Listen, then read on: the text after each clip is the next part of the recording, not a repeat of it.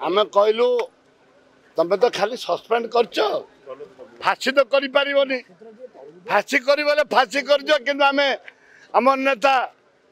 भक्तचंद दास आम अक्षर अक्षर पालन करूँ आम महिला मान लड़ीचु लड़बू कौन कहले आपण माने आसंतु गृह को कौन कहले से कहले आबे कहलु तमर जो मंत्री माँ मौसी गाड़ी कर विरुद्ध कहीं कार्यानुष्ठान होनी तुम एमएलए कलर धरिकी मारे कहीं कलर धरी है आप शुणुले कहीं गोटे हाउस कमिटी करूना मुख्यमंत्री मुख्यमंत्री कहीं क्षमा प्रार्थना करूना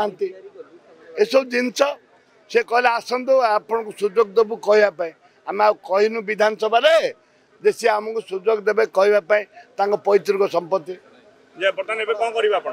आम जाऊँ आम नेता डाकिले आमर जो ऑल इंडिया जनरल सेक्रेटरी मो घर टी आसिक मत धन्यवाद देते मत उत्साहित सहित आलोचना करूँ निष्पत्ति आम मीटिंग चलती 80 जन ओडार 80-90 जन आमर सीनियर लीडर आसिले बसते मीटिंग रे एटा भारी जोरदार आम करूँ कि डरबुनि आम लोकों लड़ुचु महिला लड़ुचु छात्री मान लड़ुचु मो दल लड़ुची